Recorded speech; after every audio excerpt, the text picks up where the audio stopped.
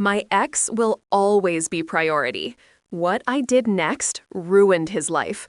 The scent of expensive champagne still hung in the air when my world collapsed.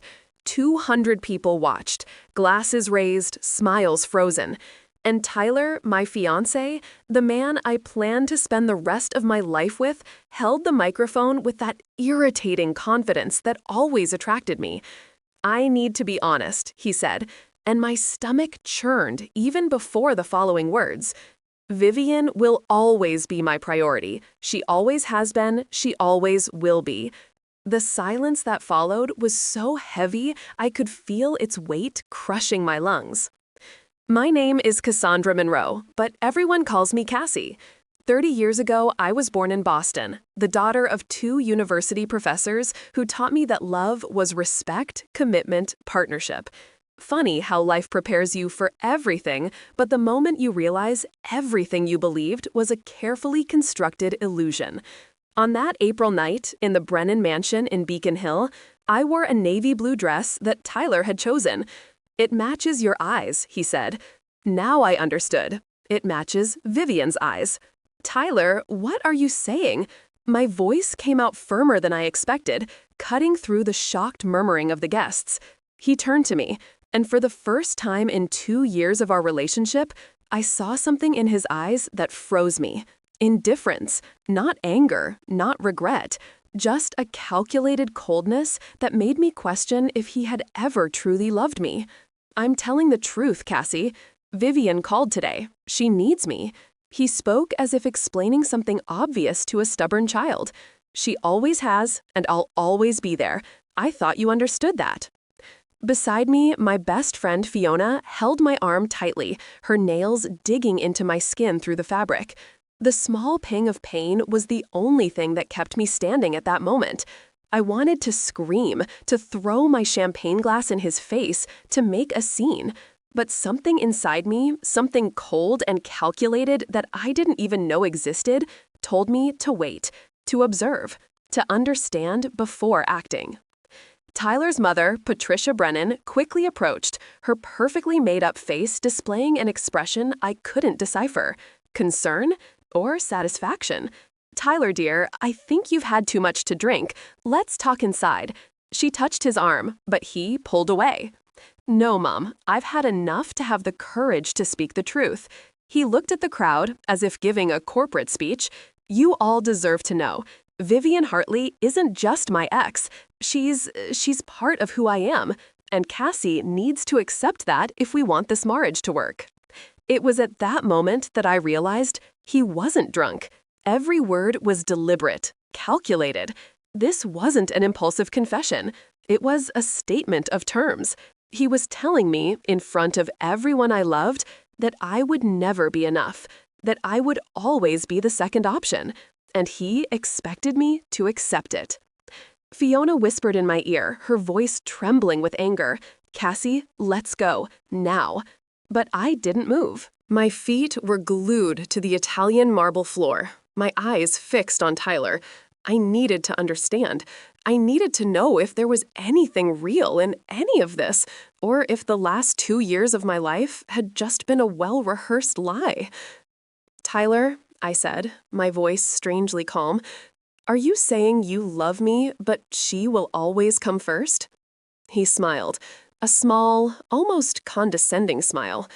"You've always been smart, Cassie. That's why I chose you. You understand complexities. Relationships aren't black and white." Something inside me cracked at that moment. It didn't completely break, not yet, but it cracked, letting in a cold, clear light that illuminated things I had ignored for so long. The times Tyler canceled our plans last minute, the late-night phone calls he took in another room, the way he always compared my achievements to Vivian's when she was your age.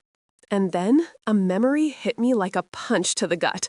3 months ago, I had found an email on his laptop. It was open, and I wasn't snooping. I swear I wasn't.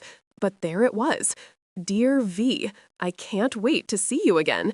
C doesn't suspect a thing. You were right. She's perfect for the role." At the time, I convinced myself it was about work, that V was a client, that C was someone else. But my gut knew the truth, even if my head refused to accept it. Role? The word slipped out before I could control it. What role, Tyler? He blinked, and for a second, just a second, I saw something akin to guilt cross his face. But it was quickly replaced by that irritation he always showed when questioned. You're being dramatic, Cassie, as always. Answer the question. My voice was ice now. Around me, the guests had formed a silent circle. No one moved. It was like watching a car accident in slow motion. Patricia intervened again, this time more firmly. This is ridiculous. Tyler, Cassie, you two need to talk in private. You're making a spectacle. But her eyes, when they met mine, held a warning. Or was it a threat? That's when Gregory, Tyler's younger brother, approached. At 26, he had always been the quietest in the family, preferring to stay in the shadows while Tyler shined. But at that moment, he looked at me with something that seemed pity or solidarity. Cassie, he said softly, you should have read the other emails. My heart stopped. What? Greg, shut up, Tyler snarled, his mask finally dropping. And there it was. Anger, fear, despair. No, Tyler, enough. Gregory turned to me, his brown eyes firm. There's a folder on his computer called Project C. You should see it before you sign any papers. The smell of champagne was no longer sweet. It was nauseating. The hum of whispered conversations around me sounded like a swarm of bees. Fiona squeezed my hand, anchoring me to reality. Let's go, she said. Now. This time, I let her guide me. But before walking out the double oak doors, I turned one last time. Tyler stood in the center of the ballroom, surrounded by his family and friends, but utterly alone. And for the first time since I met him, he looked small. You know what's funny, Tyler? My voice echoed in the silence. I was going to tell you tonight about the promotion, the architecture firm in New York that wants to hire me, my dream project. I smiled, but my eyes were dry. I was going to turn it down for you, for us. But I guess the universe has a peculiar sense of humor. I didn't wait for his response. I turned and left, Fiona by my side, leaving behind the noise, the whispers, and 2 years of my life I would never get back. In Fiona's car, an old Subaru that smelled of coffee and lavender, I finally let the tears fall. But they weren't tears of sadness. They were of anger, of humiliation, and of something else, something that would take me weeks to name. Liberation. What are you going to do? Fiona asked, driving through the wet streets of Boston. It had started to rain, heavy drops hitting the windshield like tears I refused to shed. I don't know, I said, but it was a lie, because at that moment, as the city lights blurred through the window, an idea began to form. Cold, calculated, and absolutely necessary. Tyler Brennan had made a spectacle of me. Now it was my turn to return the favor. It took 3 days. 3 days for me to stop crying, to stop looking at my phone, waiting for Tyler to call and say it was a horrible joke. 3 days for me to accept that the public humiliation wasn't an accident, but a choice. And 3 days for me to finally do what Gregory had suggested, hack into Tyler's computer. It wasn't difficult. I knew his password. It was Vivian's birthday. Of course it was. How hadn't I noticed that before? Sitting in my small apartment in Cambridge, with Fiona beside me, holding a cup of coffee that was growing cold in her hands, I opened Tyler's laptop that he had forgotten at my place weeks ago. Are you sure you want to do this? Fiona asked. She had known Tyler almost as long as I had, but there had always been something in her that didn't trust him. Once you see it, there's no going back. I need to know. My hands trembled slightly as I typed. The folder was there, exactly where Gregory said it would be. Project C. When I clicked it, my world changed for the second time in less than a week. Inside were emails, dozens of them, between Tyler and Vivian, starting 6 months before he met me, until 3 days ago, before the engagement party. "Read it out loud," Fiona said, her voice tense. I cleared my throat. The first email was from Vivian. "Tyler, darling, your idea is brilliant. Marrying the architect will give you exactly the image you need for investors. Respectable, stable, creative, but not too much. Perfect for the IPO. And she won't suspect a thing, not with that charm of yours." My stomach churned. Fiona let out a low curse. I kept reading, my voice growing colder with each word. Tyler responded, "I know, V. You were always the smart one. Cassie is pleasant, and she loves me, which makes everything easier. Investors will love the story. Young, promising CEO with a talented fiancé. It's the perfect narrative." There was more, much more.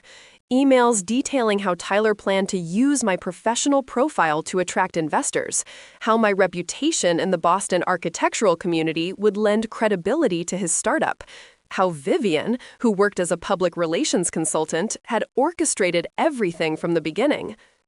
"She's easy to manipulate," Vivian wrote in an email dated last November. "Keep praising her work, making her feel special. Women like Cassie are so starved for validation, they don't see the obvious." Every word was a blade, every email a betrayal. But it was the last one that completely destroyed me, dated 2 days before the engagement party. "Tyler, my love, it's time. The IPO is secured, the contracts are signed. You don't need her anymore. End it at the party, publicly. It will give you exactly the kind of attention we need. Vulnerable CEO overcomes breakup to launch revolutionary company. The media will love it." And Tyler replied, "You always know exactly what to do. I can't wait for us to finally be together openly. Cassie served her purpose. It's time to move on." Silence. Fiona had tears in her eyes, her hand covering her mouth. I felt nothing. The shock had left me empty, hollow, as if someone had ripped out everything that made me human. "Cassie," Fiona began, but I raised my hand. "No." My voice sounded strange, distant. "Don't say anything yet." I kept scrolling. There were more files. Financial spreadsheets showing exactly how much Tyler estimated my connection with prestigious architecture firms would increase his market valuation. Legal documents I was supposed to sign after the wedding, giving him access to my accounts and properties. A hidden prenup that would leave me with nothing in case of divorce. And photos. Hundreds of photos of Tyler and Vivian in expensive restaurants, on trips he said were business conferences, in his bed, in my bed. Oh, God. Fiona quickly got up, heading to the bathroom. I heard her throwing up. But I kept looking, forcing my eyes to see every detail, every proof of how foolish I had been. There was a folder called Cassie, Psychological Profile. Inside, detailed notes about me, my insecurities, my fears, my complicated relationship with my parents, how I always sought approval, how I was excessively loyal and avoided conflict. Tyler had studied me like a project. Vivian had dissected me like an insect under a microscope, and I had let them. Worse, I had thanked him for every crumb of attention he threw my way. Fiona returned, her face pale. "Cassie, we're going to the police. This has to be illegal somehow." "It's not," I said. "Not technically. He seduced me, lied to me, used me, but he hasn't committed any crime. Not yet." "What do you mean, not yet?" I closed the laptop and looked at my best friend. In that moment, something fundamental shifted inside me. The Cassie who always followed the rules, who was always the good girl, who avoided confrontations and believed that kindness was rewarded, died in that room. What remained was something different, something stronger, something dangerous. "He wants media attention?" I smiled, and Fiona took a step back, surprised. We'll give him exactly that. If you're enjoying this story, please like and subscribe to the channel. Share in the comments if you've been through something similar. The next few days passed in a blur of frantic activity.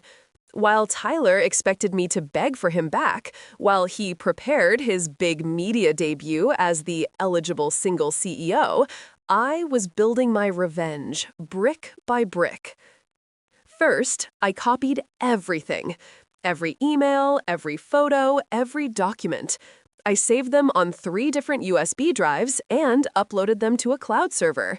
Fiona was right about one thing. It wasn't illegal, but it was evidence, and evidence is always useful. Second, I called Marcus Chen, an intellectual property lawyer I had met on a project years ago. Marcus was known for 2 things, his unwavering ethics and his pleasure in destroying people who abused the system. "Cassie," he said when he answered my call, "I heard about the party. I'm sorry." "Don't be," I said. "Just tell me, if someone used another person's reputation for financial gain without consent, would that be considered fraud?" There was a pause. "It depends. Why do you ask?" I sent him the files. I listened to the silence as he read, occasionally broken by murmurs of disbelief. After 20 minutes, he called back. "Cassie, this is gold. It's not just fraud. It's possible defamation, unauthorized use of image, and, depending on how he used your professional connections, it could even be considered misappropriation of intellectual property." His voice had a tone of excitement that lawyers only get when they find a perfect case. "But it will be a battle. The Brennans have money and connections." I don't care. And it was true. The fear I had always felt of confrontation, of making waves, had evaporated. What else can I do? "Do you have evidence that he used your professional connections for his benefit?" I thought. Yes. He asked me to introduce him to Jonathan Whitmore from Whitmore and Associates. He said he wanted advice on office design, but a few days later, Jonathan invested $2 million in his startup. Perfect. That can be interpreted as fraud by inducement. You were used as bait. Marcus was clearly taking notes. "What do you want, Cassie? Justice or revenge?" "Both," I said without hesitation. "Good, because I have a plan." Third, I called Samantha Brooks, an investigative journalist for the Boston Globe who had done an award-winning series on corruption in startups. Sam and I had met at a networking event, and she always said that if I had a story, she'd be interested. "Cassie Monroe?" She sounded surprised. "I saw the video from the engagement party. Someone posted it on Twitter. I'm sorry, that was brutal." "Thanks, but I'm calling for another reason. Are you still interested in stories about fraudulent startups?" "Always." "Why?" "Because I have one for you. And it involves emotional manipulation, investment fraud, and a CEO who built his empire on the backs of people who trusted him. Send everything." Her voice was full of energy now. "And Cassie, prepare yourself. Once this story gets out, there's no turning back." I know. I looked out my apartment window, watching the Charles River flow calmly. It's exactly what I want. Meanwhile, Tyler had begun his public relations campaign. He gave an interview to a business magazine talking about overcoming personal adversity and focusing on what really matters: innovation. Vivian was by his side in photos, described as a longtime consultant and close friend. The narrative they built was perfect. Tyler, the visionary genius, freed from a relationship that was holding him back. The internet, as always, had opinions. Half the people called him a monster. The other half said I was probably controlling or unsupportive. There was even a forum dedicated to analyzing our relationship, where people who never knew us discussed my imaginary flaws. I read everything. Every cruel comment, every crazy theory. And something strange happened. I stopped caring. The opinions of strangers meant nothing. What mattered was the truth. and the truth was about to come out. A week after the engagement party, Gregory called me. "Cassie, we need to talk." We met at a hidden cafe in Somerville, far from the places frequented by Boston's elite. Gregory seemed to have aged years in days, deep shadows under his eyes. "I should have told you sooner," he said as soon as we sat down, "about Tyler and Vivian, about their plan. But I was a coward." "Why are you telling me now?" He looked at his coffee cup, unable to meet my eyes. "Because my mother is involved." My blood ran cold. What? Patricia knew. From the beginning. She helped plan everything. He finally looked at me, and there were tears in his eyes. My mother is one of the silent investors in the startup. She would be millions richer if the IPO was successful. And she agreed with Tyler that having you as his fiancé would boost his credibility. The room spun. Patricia, the woman who called me daughter since the second month of our relationship, who helped me choose my wedding dress, who hugged me and said I was perfect for Tyler. She knew.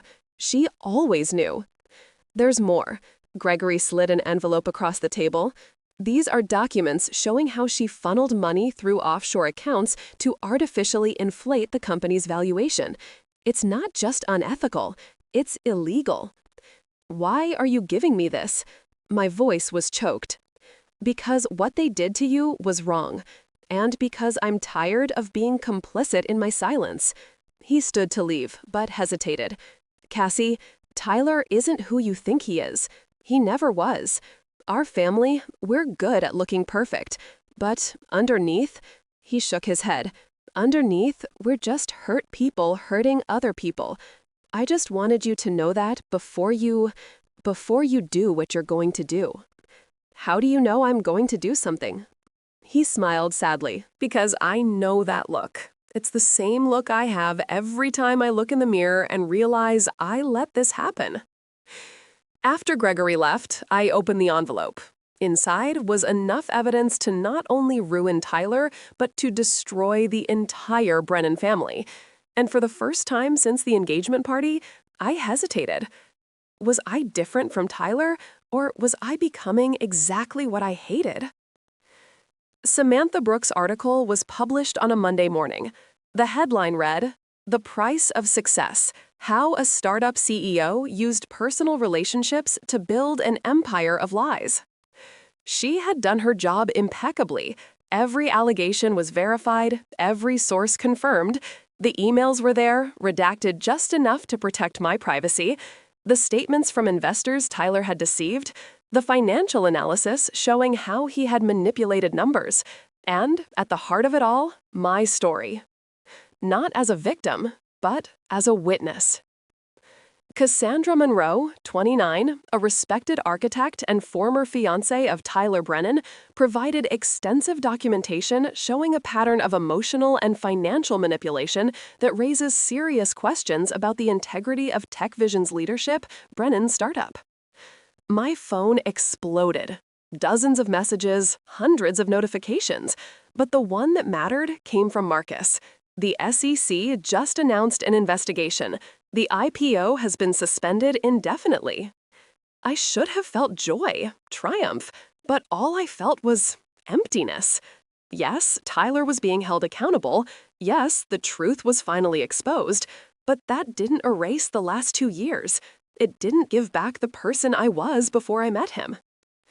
Fiona arrived at my apartment an hour after the publication. She found me sitting on the living room floor, surrounded by papers, staring into space. "You did it," she said, softly, sitting beside me. "You held him accountable."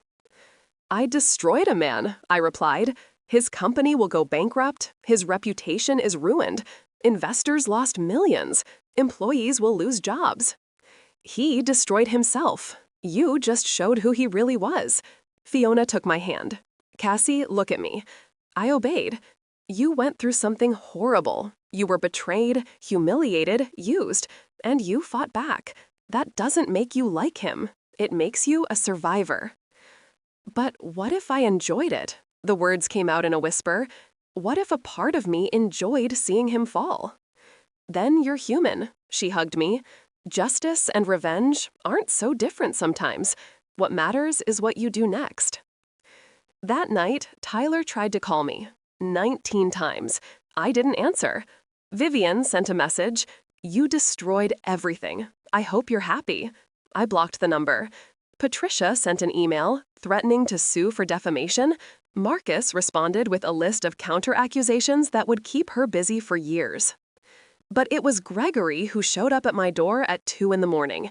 He was soaked from the rain, trembling, his eyes red. He tried to kill himself, Gregory said, his voice broken. Tyler, he took a bunch of pills. My mom found him. The floor disappeared beneath my feet. He's alive, in the hospital. But Cassie, he held my shoulders. This isn't your fault. Do you hear me? It's not your fault. But was it? I had exposed Tyler, but had I pushed him to the brink? The line between justice and cruelty had become so blurred that I couldn't distinguish it anymore. He left a letter, Gregory continued, pulling a folded paper from his pocket. He asked me to give it to you. With trembling hands, I opened it. Tyler's handwriting was jagged, desperate. Cassie, you won. You destroyed me so completely that there's nothing left. Did I deserve it? Probably. But does that make you better than me? Think about that as you receive congratulations. You've become exactly the monster you thought I was. I dropped the letter as if it burned me. Was he right? Had I become the monster? It took 3 months for the chaos to settle. 3 months of interviews, depositions, and incessant media attention. The SEC expanded its investigation, uncovering a network of fraud that went far beyond Tyler. Patricia was indicted. Vivian lost her professional license. TechVision declared bankruptcy, but most employees found jobs at other companies. Tyler survived the suicide attempt, but never tried to contact me again. I heard he moved to Seattle, working at a tech company under a different name. Part of me wanted to believe he learned something, that he changed. Another part no longer cared. During those 3 months, something strange happened to me. The emptiness I felt began to fill, but not with anger or satisfaction, with clarity. I started therapy, finally addressing the insecurities Tyler had so skillfully exploited. I began to understand that being good doesn't mean being weak, that setting boundaries isn't cruel, that I can be strong and kind at the same time. I accepted the job offer in New York. The architecture firm, impressed by my resilience and probably intrigued by the notoriety, offered me not only the position, but also the chance to lead a significant project, a community center for survivors of emotional abuse. It's ironic, I told Fiona as we packed up my apartment. I went through all that to finally find my purpose. It's not ironic, it's transformation. She folded a shirt, smiling. You took something rotten and are creating something beautiful. That's what architects do, right? They see potential where others see ruins. On my last day in Boston, I did something I had avoided for months. I visited the Brennan Mansion. Not to see them, but to return something. The engagement ring Tyler had given me was in a box in my drawer, haunting me. Patricia answered the door. She had aged drastically, her gray hair no longer perfectly styled, her eyes without the calculated glint I remembered. Cassie, she said, and there was so much emotion in that word that I almost recoiled. Regret? Anger? Pain? I came to return this. I held out the box. It no longer belongs to me. She took it, her hands trembling. For a long moment, we stood there. 2 women who had lost different versions of the same illusion. I wanted you to know, Patricia finally said, that I thought I was doing the right thing. For Tyler, for the family. I grew up in a time when women were tools, not people, and I taught my children the same thing without realizing it. Tears streamed down her face. That doesn't excuse me, but I wanted you to know that I understand now. What I lost, what I taught my children to lose. I didn't know what to say. Forgiveness seemed too much, but anger felt insufficient. So I just nodded and turned away. Cassie, she called to me, you became everything I should have taught Tyler to value. Strength, integrity, courage. I'm so sorry he didn't recognize that. They were the most honest words Patricia Brennan had ever said to me. And in some strange way, they helped. They didn't erase the pain, but they helped. New York welcomed me with open arms and absolute chaos. The community center project was challenging, demanding, and exactly what I needed. I threw myself into the work, channeling all the pain, anger, and growth of the past months into something tangible. Fiona visited me every month, always bringing stories from Boston and updates I didn't ask for but secretly wanted to hear. Tyler was doing well, she said. Quiet, hardworking, but different. Gregory had started his own company, focused on ethical business practices. Patricia was on parole, but dedicating her time to women's charities. You changed all of them, Fiona said on one of her visits, as we had coffee at a small bistro in Brooklyn. They wouldn't be the people they are now if you hadn't fought back. Or, I simply exposed who they really were, I replied. Both can be true. 6 months after moving, I met Warren. He was a structural engineer working on another firm's project, and we met during a heated discussion about the integrity of a beam. Our first conversation was a technical debate that lasted 3 hours. Our second, about our scars. My ex-wife had an affair for 2 years, he told me during a quiet dinner, with my best friend. When I found out, I thought I'd never trust again. And now? Now I understand that her untrustworthiness had nothing to do with me, and that my capacity to love wasn't destroyed by her cruelty. He looked at me with those kind eyes that were already becoming familiar. Have you reached that point yet? I'm getting there, I said honestly. Some days are easier than others, but I'm getting there. Warren wasn't Tyler. He was open where Tyler was secretive, kind where Tyler was manipulative, present where Tyler was always absent, and most importantly, he saw me as a partner, not as a tool. But I was also different. I set boundaries. I asked difficult questions. I didn't ignore red flags. And when Warren suggested we move in together after 6 months, I said no. Not because I didn't trust him, but because I trusted myself enough to take things slow. I respect that, he said, without resentment. You know what you need. It's one of the things I admire most about you. A year after the engagement party, I was on stage at an architecture conference in Chicago, presenting the community center project. Construction was almost complete, and there was already a waiting list of people wanting to use the services. Architecture, I told the audience of hundreds of professionals, isn't just about building structures. It's about creating spaces where people can rebuild themselves. This center is for everyone who has been broken by toxic relationships, emotional manipulation, abuse. It's a place where they can find support, resources, and most importantly, remember that they deserve respect. After the presentation, a young woman approached me. She had red eyes and trembling hands. I read about you, about what your ex did, and my boyfriend does similar things.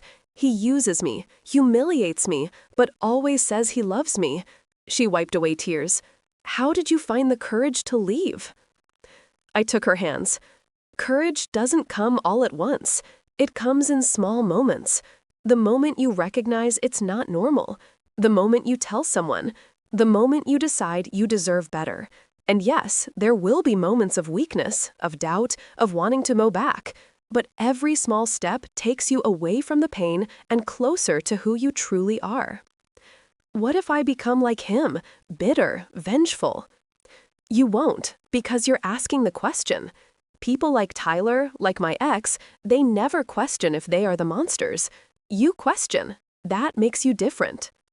She hugged me, whispering thanks, and disappeared into the crowd. And at that moment, I finally understood. Exposing Tyler wasn't just about justice or revenge. It was about creating a path so others wouldn't go through what I did. It was about transforming trauma into purpose. That night, alone in my hotel room, I looked at my reflection in the mirror. The woman looking back wasn't the same one who had been humiliated at an engagement party a year ago. This woman had scars, yes, but she also had strength, wisdom, purpose. My phone rang. A message from an unknown number. Cassie, it's Tyler. I know I have no right to speak to you, but I'm in therapy, real therapy, not just for appearances, and my therapist made me write accountability letters. This is my attempt. I used you. I manipulated you. I destroyed you for my own benefit. There's no excuse. There's no justification. You deserved love, respect, partnership. I gave you lies, manipulation, cruelty. I'm trying to be better, not to win you back. That will never happen. But to be the kind of person who doesn't leave destruction in their wake. You don't have to reply. I just wanted you to know that you were right about everything, and I'm sorry. I read the message 3 times. Part of me wanted to reply with anger, to list all the ways he hurt me. Another part wanted to ignore it completely. But the larger part, the part that had grown during this difficult year, simply felt peace.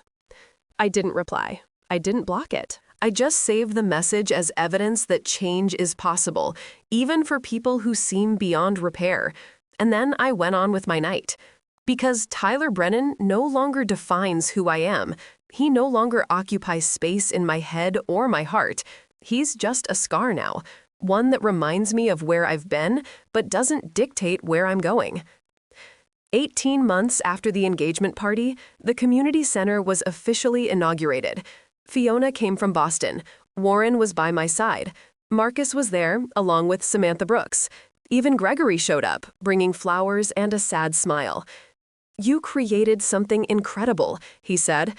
"My brother destroyed you, but you built something that will help hundreds of people. It's poetic." "How is he?" I asked, surprised at myself for caring. "Better. Different. Still paying the consequences, but trying." Gregory hesitated. "He asked me to give you this." He held out a small envelope. Inside was an anonymous donation to the center, $100,000, and a note. "For the people I might have become if I had found a place like this, T." It wasn't enough. Money never erases emotional damage, but it was something, an acknowledgement, an attempt, however small, to mend a fraction of what he broke. "Accept it," Gregory said. "Use it for the good he never managed to do." And I accepted it, not as forgiveness, not as reconciliation, but as closure. During the opening ceremony, I gave a speech. I looked at the faces in the crowd, survivors, therapists, supporters, and saw my journey reflected in each of them. 18 months ago, I was in pieces, betrayed, humiliated, questioning my worth. And yes, I fought. I exposed lies. I demanded justice. Some people called it revenge, others courage. Honestly, it was both, and it took me a long time to make peace with that. I paused, meeting Fiona's eyes, who was crying silently. This center exists because I refuse to let the pain define me. I refuse to be just the woman who was betrayed, the victim of someone else's story. I decided to be the architect of my own reconstruction. And if you're here today, if you're struggling with your own trauma, your own betrayal, your own pain, I want you to know, you are not what was done to you. You are how you choose to rebuild afterward. Forgiveness isn't linear. Some days you'll wake up and feel renewed anger. Others, you'll feel peace. Both are valid. Healing isn't forgetting. It's integrating. It's taking the broken pieces and creating a stronger, more beautiful, more authentically you than you were before.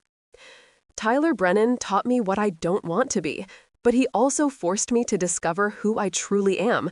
And for that, in a strange and painful way, I am grateful. Not to him, but for the journey I was forced to take. The crowd applauded. Strangers hugged me, and for the first time since that horrible night at the Brennan Mansion, I felt complete. Today, 3 years later, my life is unrecognizable from the one I had. I lead a department at the architecture firm. Warren and I got married in a small, intimate ceremony. No microphones for public speeches, thank you. The community center expanded to 3 locations, and I finally can say that I have forgiven. I didn't forgive Tyler because he deserved it. I forgave because I deserved the freedom that comes with letting go of anger. He still lives in Seattle, I heard. Still working, still in therapy, still trying to get better. We don't talk, probably never will, but I genuinely hope he has found peace. Vivian? She disappeared from public life. Last I heard, she was working at a small consulting firm in the Midwest, using a different name. I don't wish her ill. In fact, I wish her nothing. She's irrelevant to my story now. Patricia sends a Christmas card every year. I never reply, but I don't throw them away either. They stay in a box in my closet, a reminder that even the most imperfect people can try to make amends. Gregory? He became one of my best friends. His ethical consulting firm is one of the most respected in the country, and he frequently speaks at conferences on corporate responsibility. He is godfather to my oldest son, born 2 years ago. A beautiful boy Warren and I named Oliver, which means peace. And Marcus, the lawyer who helped me, he now works as a legal consultant for the community center, offering his services pro bono. Samantha Brooks won a Pulitzer for the investigative series that began with Tyler's story. Fiona? She moved to New York a year ago and lives 3 blocks away. She's still my best friend, my confidant, my sister by heart. So, what did I learn from all this? That betrayal isn't just about what someone does to you. It's about what you allow to define you afterward. I could have let Tyler turn me into a bitter, cynical person, incapable of trust. And for a while, I was all those things. But I chose, consciously, every day, not to allow him to have that power over me forever. I learned that justice and revenge can coexist, and that's okay. You can hold someone accountable and still feel satisfied with it. You're not a monster for wanting the person who hurt you to face consequences. You're human. I learned that forgiveness doesn't mean reconciliation. You can forgive someone and never speak to that person again. Forgiveness is about you, not about them. It's about freeing yourself from the weight of resentment, not about absolving them of guilt. I learned that strength comes in many forms. Sometimes it's getting out of bed when every fiber of your body wants to stay hidden. Sometimes it's making a difficult phone call.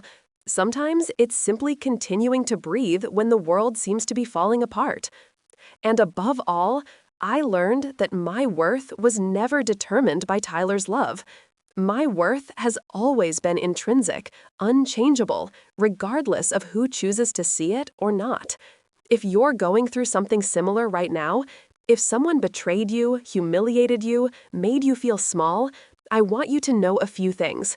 First, it's not your fault. You didn't make them betray you. You didn't deserve it. Nothing you said, did, or failed to do justifies their choice to hurt you. Second, you will survive. I know it seems impossible now.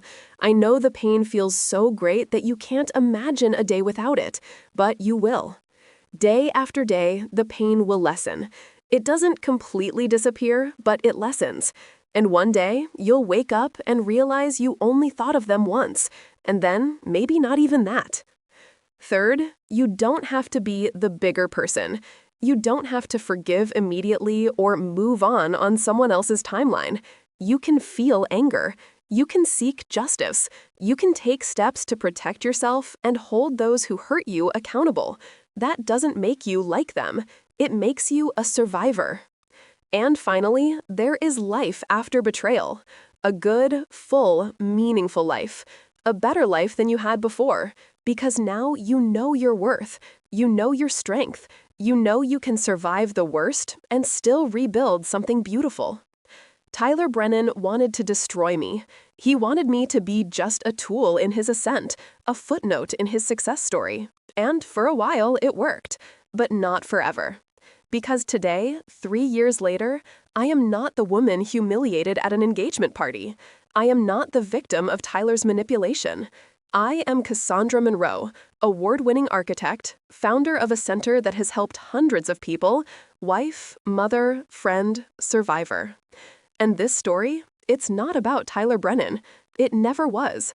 It's about how I took the pieces he broke and built something new, something stronger, something completely my own.